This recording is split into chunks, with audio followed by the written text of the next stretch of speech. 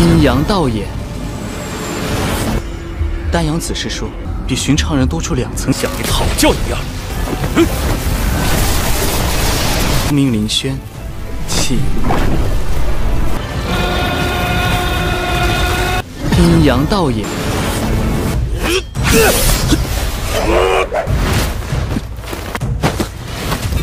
这小子腿法诡异。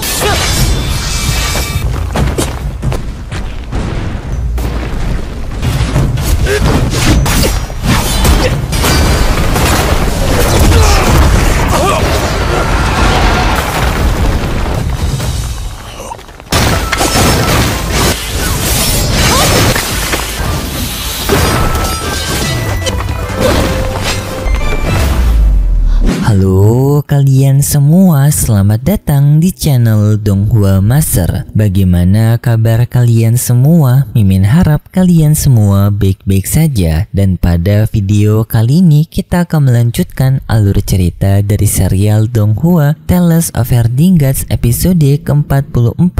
Dan sebelum kita masuk ke cerita terbaru, mari kita sedikit mengingat cerita sebelumnya. Dan dimana pada cerita sebelumnya Cimu pergi ke tempat perpustakaan Akademi Taiyue bersama dengan Master Jian untuk mempelajari ilmu baru. Dan sedangkan untuk para murid dari Akademi Taiyue lainnya, mereka semakin iri kepada Cimu dan mereka juga mengadu kepada senior mereka yaitu Chen Wanyun. Tetapi Chen Wanyun tidak ingin langsung untuk mengganggu Cimu karena ia mengetahui Cimu yang sangat kuat. Jadinya Chen Wanyun menyuruh kepada dua rekannya lainnya yaitu Yue Qinghong dan juga Yun Kue untuk bertarung melawan Cimu, yang jika mereka bisa menang melawan Cimu, maka gelar yang dimiliki Chen Wanyun akan diberikan oleh mereka, dan itu merupakan inti cerita pada cerita sebelumnya. Dan kalau gitu pun sekarang langsung saja kita masuk ke bagian cerita terbaru. Cerita ini berlanjut dengan diperlihatkan babu serigala yang maju menyerang Cimu, dan di sini Yue Qinghong ingin melihat kemampuan dari babu serigalanya karena babu serigalanya memiliki background yang mengerikan, yaitu seorang pembantai mengerikan di medan peperangan. Yang lalu pun babu serigala menyerang Cimu. Untungnya Cimu mampu menghindari serangan tersebut dan Cimu bisa mengenali babu serigala ini melalui tato yang ia miliki yang berasal dari wilayah klan babu serigala. Informasi ini Cimu ketahui karena Cimu yang pernah melihat simbol yang sama waktu ia menelusuri reruntuhan naga, yang dimana kekuatan dari babu serigala ini memiliki warisan kekuatan naga serigala, dan Cimu bisa menebak kalau babu serigala ini merupakan babu serigala yang pernah disampaikan oleh Wei Yong, yaitu babu serigala yang dimiliki oleh Yue Qinghong, dan mereka menyadari Yue Qinghong sekarang sedang bersembunyi mengawasi mereka. Dan setelahnya pun Cimu berhadapan duel melawan babu serigala, yang dimana pertarungan mereka terjadi di atas dari dinding Gyo.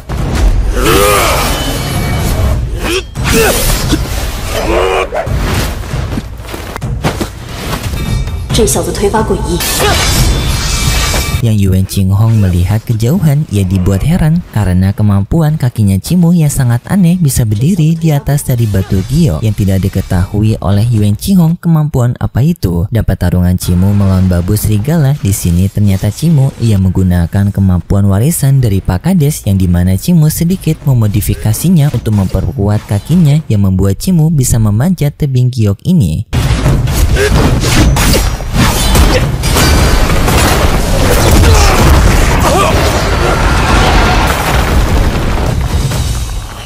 Dan pertarungan Cimu melawan babu serigala, pada akhirnya Cimu bisa menyerang babu serigala yang membuat ia terpental dan terbentur di tebing giok yang sampai membuat babu serigala pingsan. Dan setelahnya Cimu merasakan keberadaan dari Yue Qinghong yang sedang mengawasi dirinya. Cimu berbicara kepada Huoling'er untuk memberikan uang kepada babu serigala agar uang tersebut bisa digunakan oleh babu serigala untuk berobat karena Cimu yang merasa bersalah telah terlalu kasar kepada babu serigala yang membuat ia mengalami luka. Dan setelahnya Cimu tiba-tiba saja menghilang yang membuat Yue Qinghong kaget, yang secara mengejutkan Cimu berpindah di belakang dari Yue Qinghong, dan Yue Qinghong menyadari hal tersebut, ia pun dengan segera menyerang Cimu menggunakan pedangnya yang untungnya Cimu dapat menahan serangan tersebut, serta Yuan Qinghong menggunakan pergerakan lincahnya yang disebut sebagai teknik bayangan burung, dan Cimu juga mengetahui teknik itu yang pernah ia lihat waktu berada di reruntuhan naga. Yuan Qinghong berniat untuk melarikan diri, tetapi Cimu tidak membiarkannya dengan Cimu yang mengejar Yuan Qinghong. Serta di sini Cimu bisa melihat pergerakan dari bayangan burung Yuan Qinghong yang memiliki kecacatan dalam pemilihan pergerakan kakinya.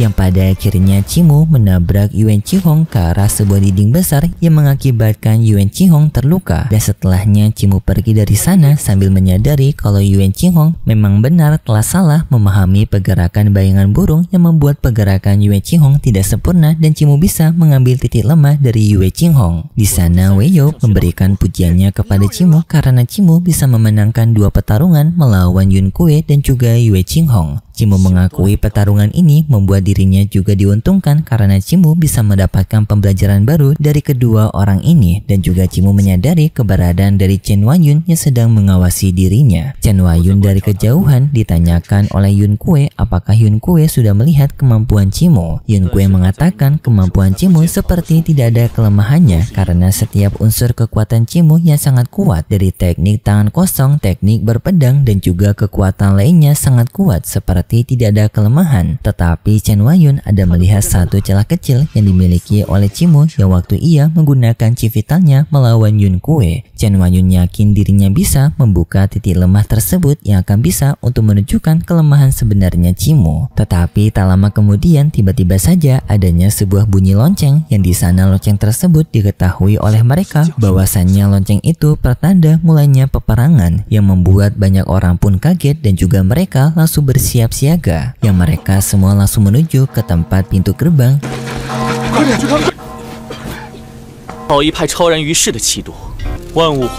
Yang tak lama kemudian di sana mereka melihat adanya kedatangan dari dua orang yang diketahui kedua orang tersebut berasal dari sebuah sekte Dao yang merupakan bagian dari sekte kebenaran, tetapi sekte itu selalu menyendiri. Namun entah mengapa ia sekarang malah muncul di Akademi Taiyue. Anggota dari kedua sekte Dao itu memperkenalkan diri mereka. Yang pertama merupakan seorang penetua bernama Penetua Yanzi dan juga muridnya bernama Lin Xuan. Yang kedatangan mereka berdua ke sini adalah untuk melihat Akademi Taiyue karena mereka telah mendengar Akademi Taiyue sebagai akademi terbesar di dunia karena mereka mengumpulkan para jenius di dunia, dan sekte Dao ingin melihat kemampuan dari Akademi Taiyue tersebut. Yang lalu pun sekte Dao mereka mengeluarkan sebuah simbol kekuatan yang simbol kekuatan tersebut mengurung Akademi Taiyue.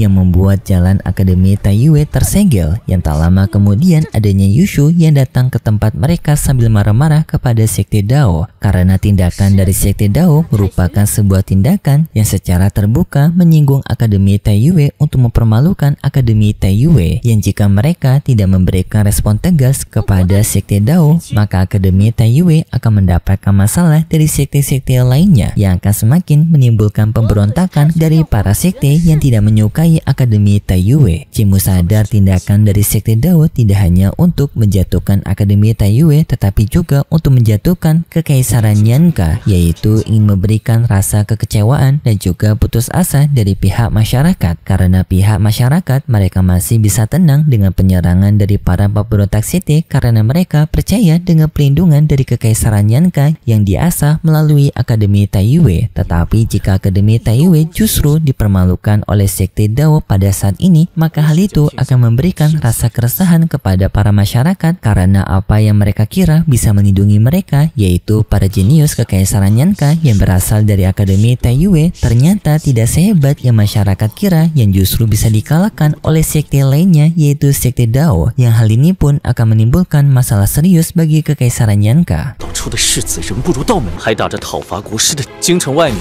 Dan juga masalah lainnya yaitu para sekte pemberontak yang semakin percaya diri untuk menjatuhkan Kekaisaran Yanka. Keributan ini pun dianggap serius yang sampai Patriark Tiamo datang ke tempat mereka. Patriark Tiamo dengan nada jengkel bertanya kepada Ketua Yanxi apa Penetua Yanxi lakukan di wilayah orang lain. Penetua Yanxi mengatakan dirinya telah mengetahui kalau Kekaisaran Yanka memiliki Akademi Taiyue yang dibangga-banggakan akan menjadi pusat dunia, dan Penetua Yanxi tidak percaya hal itu sebelum ia bisa melihat kemampuan dari Akademi Taiyue, yang dimana di sini Penetua Yanxi ingin menantang selama 3 hari untuk Akademi Taiyue bisa mengalahkan muridnya yaitu Lin Xuan, yang jika bisa mengalahkan Lin Xuan maka Sekte Dao berjanji tidak akan lagi untuk mengganggu Kekaisaran Yanka. Tetapi jika tidak adanya orang yang mampu untuk mengalahkan Lin Xuan, maka Penetua Yanxi bisa memastikan kemungkinan besar adanya kekuatan baru yang akan menggantikan kepemimpinan Kekaisaran Yanka. Yang secara terbuka maksud dari Penetua Yanxi kalau Sekte Dao lah yang akan menggantikan Kekaisaran Yanka. Mendengar hal itu membuat Patriark Tiamo menyadari kalau ini merupakan tantangan serius, yang lalu pun Patriark Tiamo memberikan seluruh pengumuman kepada para murid Akademi Taiyue bagi siapapun yang memiliki kemampuan untuk menghadapi Sekte Dao maka diperbolehkan untuk turun, bahkan tanpa adanya persyaratan dari tingkatan budidaya. Para murid Akademi Taiyue mereka sangat marah dengan tindakan dari Sekte Dao, yang di sini Yuan Qinghong langsung maju bersama babu serigalanya menghadapi Lin Xuan, tetapi Lin Xuan dengan satu pergerakan bisa mengalahkan Yuan Qinghong dengan menggunakan kemampuan Tao-nya. Yang singkatnya para murid lainnya mereka juga langsung maju menghadapi Lin Xuan.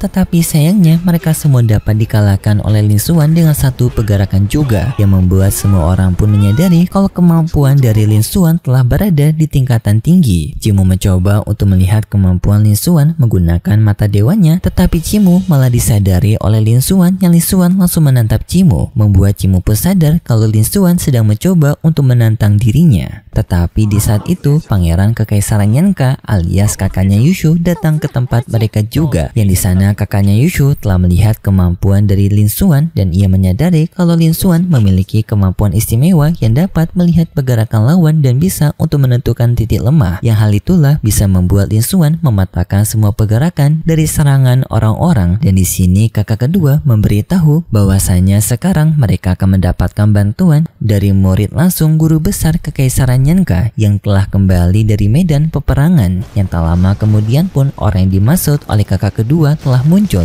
yang bernama Senior Zun, yang di sana pun Senior Zun langsung menantang Lin Xuan untuk bertarung, yaitu dengan ia menggunakan formasi ajaran dari guru besar Kekaisaran Yanka.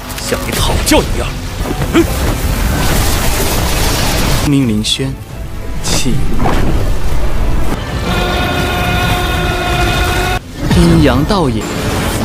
Yang serangan formasi itu menggunakan formasi pedang, yang formasi pedang itu membentuk wujud naga petir. Tetapi di saat itu Lin Xuan menggunakan kekuatan istimewanya yang disebut sebagai mata yin yang. Yang mata yin yang inilah yang bisa membuat Lin Xuan bisa menemukan titik lemah dari lawan yang ia hadapi. Dan di sana mata Lin Xuan bisa menemukan titik lemah dari formasi pedang Senior Zun, yang ia langsung membongkar formasi titik lemah tersebut yang seketika menghancurkan semua formasi pedang dari Senior Zun yang mengakibatkan serangannya hancur total dan langsung kalah. Hal ini pun semakin membuat para murid Akademi Taiyue kebingungan bagaimana mereka bisa mengalahkan Lin Xuan, karena kemampuan menyebalkan dari mata Lin Xuan yang bisa menemukan titik lemah lawannya dengan sangat cepat dan juga bisa menghancurkan formasi serangan lawan. Yushu bertanya kepada Cimu apakah Cimu bisa mengalahkan Lin Xuan, tetapi secara bersamaan Lin Xuan juga telah melihat Cimu dari awal, dan Lin Xuan dengan mata yin yang-nya juga bisa melihat keberadaan Cimu yang memiliki mata dewanya, yang membuat Lin Xuan khawatir kalau Cimu telah mengetahui kekuatannya dan Cimu bisa menemukan titik lemah yang dimiliki oleh Lin Xuan. Lin Xuan juga mengadukan hal ini kepada gurunya, tetapi gurunya menenangkan kepada Lin Xuan dan tidak boleh panik karena kepanikan hanya akan memperburuk keadaan. Lin Xuan setuju dengan perkataan gurunya, ia pun mulai tenang, dan juga gurunya Lin Xuan mewajarkan hal ini karena Akademi Taiyue seperti yang telah diketahui mengumpulkan para jenius hebat di dunia. Maklum jika adanya orang yang memiliki kehebatan seperti Cimu. Kembali kepada Cimu, Cimu menjawab pertanyaan Yusu sebelumnya, apakah Cimu mampu untuk mengalahkan Li Xuan? Cimu menjawab adanya dua situasi, yang dimana jika pertarungan secara adil, yaitu pertarungan yang menggunakan berbagai aturan, yaitu tidak boleh menewaskan satu sama lain, yang artinya Cimu harus menekan kekuatannya, maka kemungkinan bagi Cimu untuk bisa menang adalah 50-50%. Yue Qinghuang tak percaya dengan perkataan Cimu, menganggap Cimu hanya membual saja. Tetapi Chen Huayun percaya dengan perkataan Cimu dan bertanya kepada Cimu jika pertarungan ini berlangsung secara hidup dan mati, yang artinya bisa mengeluarkan seluruh potensi kekuatan masing-masing, berapa persen kemungkinan Cimu menang. Cimu menjawab lawannya tidak memiliki kesempatan untuk menang karena kemenangan yang bisa Cimu dapatkan adalah 100%. Sambil Cimu memberitahu kepada Chen Huayun kalau dirinya ini lebih kuat dari apa yang Chen Huayun bayangkan. Karena Cimu tahu kalau Chen Huayun telah mengawasi dirinya, dan Cimu memberitahu kalau pengawasan yang telah dilakukan oleh Chen Huayun kepada dirinya masihlah kurang karena Cimu yang belum mengeluarkan seluruh potensi kekuatannya. Tetapi sayangnya setelah itu ceritanya bersambung, dan untuk kelanjutan ceritanya kita akan lihat di minggu depan besok. Tetapi bagi kalian yang tidak sabaran bisa tunggu di kontes spoiler Donghua singkat. Dan seperti biasa, Mimin mengingatkan kalau cerita ini merupakan dongeng fiksi yang hanya bertujuan sebagai penghibur saja yang berasal dari kalangan novel. Dan kalau gitu pun terima kasih buat kalian semua yang sudah menonton video ini sampai akhir. Jika kalian suka dengan video kali ini, bisa beri like serta subscribe, dan sampai jumpa di video selanjutnya. See ya!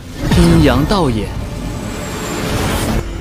丹阳子是说，比寻常人多出2层。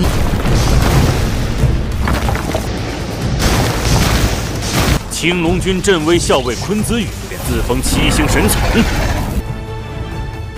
将战阵其中剑招，向你讨教一样。